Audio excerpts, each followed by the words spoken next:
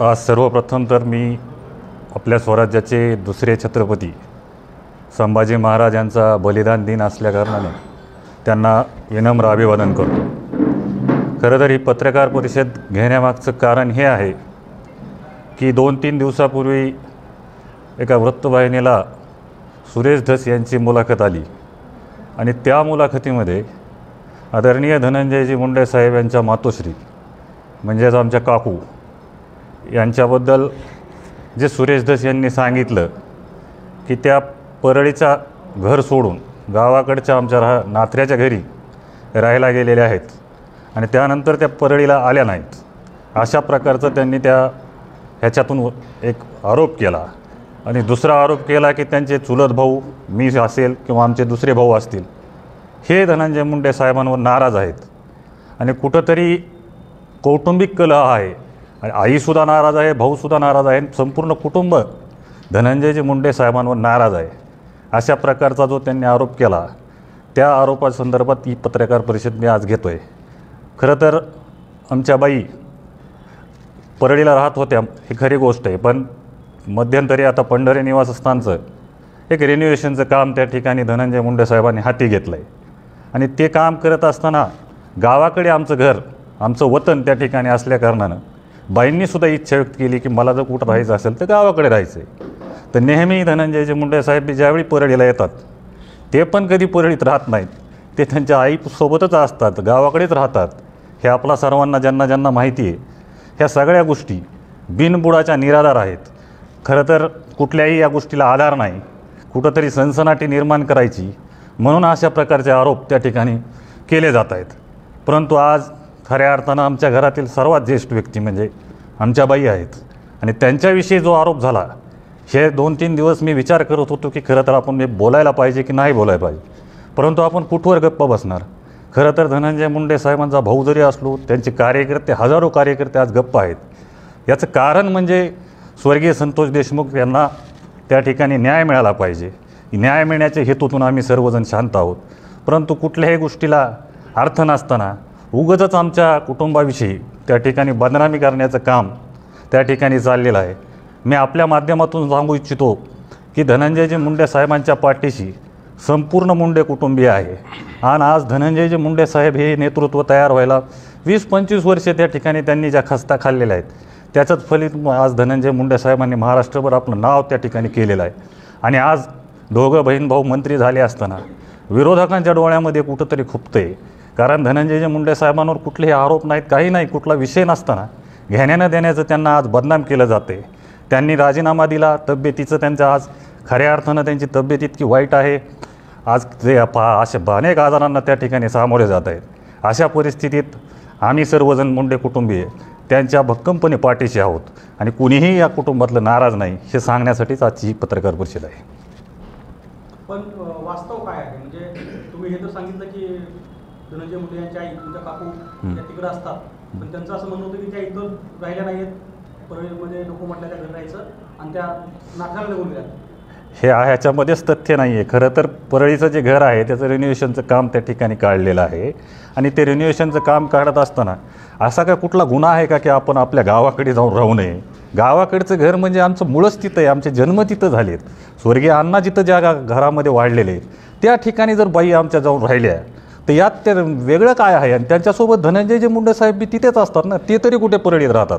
तेही परळीत नसतात, ते फक्त ऑफिसला भेटीगाठीसाठी परळीच्या लोकांसाठी ती वेळ देतात, नाहीतर परळीला आल्यानंतर मुक्कामी वगैरे सर्व गावाकडेच असतात. ते धनंजय मुंडे साहेबांना कोणी मित्र नाही आहे असंही ते म्हणाले.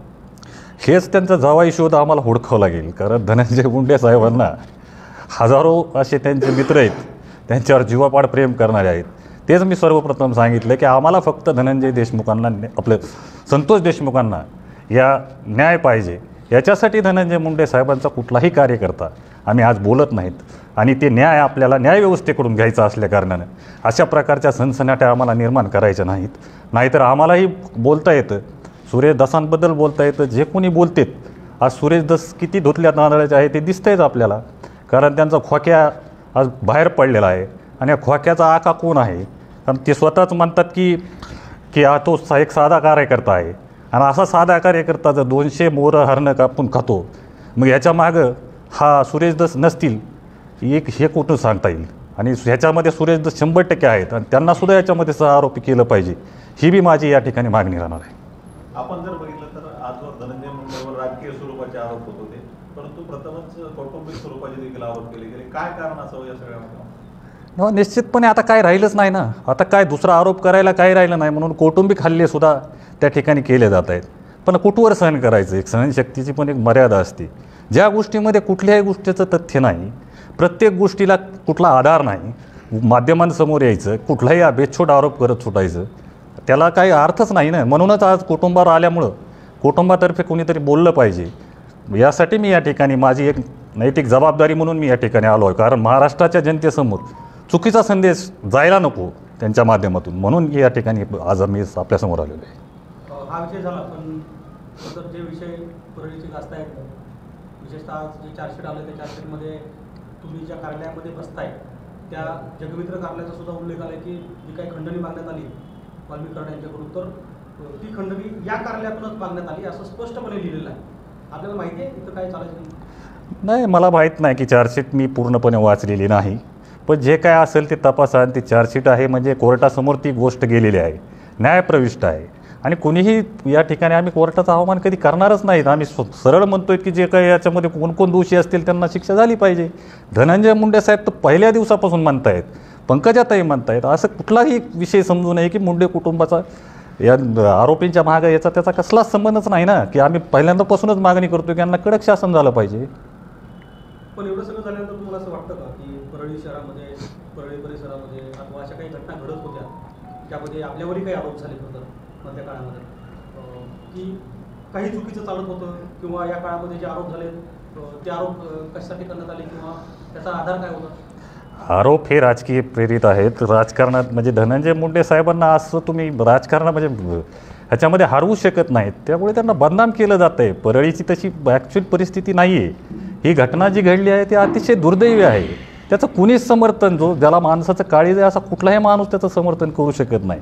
पण नाहक त्या ठिकाणी परळीची जी आज बदनामी त्या ठिकाणी होत आहे याचं खरंच अतिशय वाईट वाटतं. तुम्ही पहिल्यापासून जर संतोष देशमुख हत्याप्रकरण पाहिलं असेल तर त्या सगळ्या प्रकरणामध्ये जे आरोप झाले त्यातले 2-3 आरोप कायम सातत्याने होते. त्यातला एक आरोप असा होता की परळीमध्ये राखेची वाहतूक होते, अवैध पद्धतीने होते, वाळू मोठ्या पद्धतीने बाहेर उपसली जाते, त्यात अगदी गाड्या लावून स्टाईलने गाडी म्हणजे वाळू बाहेर काढली जाते.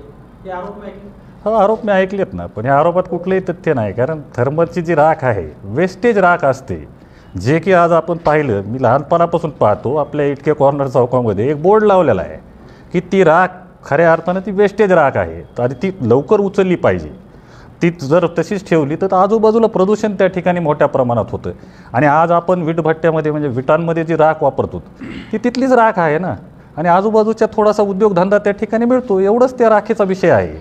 पण त्याला आवचा भाऊ करून कुठंतरी कुणाकडे 100 टिप्पर आहेत, कुणाकडे 200 टिप्पर आहेत. मला तर एवढं तुमच्या माध्यमातून म्हणायचं आहे की सुरेश दासांकडून आपण ज्याच्याकडे समजा माझ्याकडे किती टिप्पर आहेत त्याच्या RC बुकची मागणी आपण केली पाहिजे, ते त्याचे पुरावे मागितले पाहिजेत. आता ते आरोप करून पळून जातात, लगेच दुसरा आरोप करतात, मग पहिले आरोप विसरतात. आता तुम्ही मागा राख, खरंच राखेमध्ये किती टिप्पर चालतात, किती कुणाचे, ते ज्याच्याकडे 100 टिप्पर बनले होते ज्याच्याकडे त्यांचे RC बुक वगैरे ते द्या म्हणावं, त्याचा पुरावा तुम्ही मागितला पाहिजे. मला या ठिकाणी साहेब खरंच सांगावंच वाटतं ते. साधारणतः 2 ते 2.5 महिन्यापासून हे सगळे आरोप होत आहेत, परंतु त्यानंतर तुम्ही आज माध्यमांसमोर येऊन ही भूमिका स्पष्ट करताय. उशीर झाला सगळ्या नाही, उशीर माझ्यातर्फे नाही झाला. माझा विषय एवढाच होता की माझ्या कुटुंबावर अतिशय चुकीच्या पद्धतीने आरोप होत आहेत. जे काही आपण पूर्वीचे आरोप होते त्याच्यात धनंजय मुंडे साहेब वेळोवेळी व्यक्त झालेत, त्यामुळे व्यक्त होणं अपेक्षित नव्हतं. त्यामुळे आज खरंच कुटुंबावर आलं. आमच्या घरातील सर्वात ज्येष्ठ व्यक्ती ज्यांनी की सर्वांनी म्हणजे त्यांनीच आम्हाला लहानाचं मोठं केलं आहे.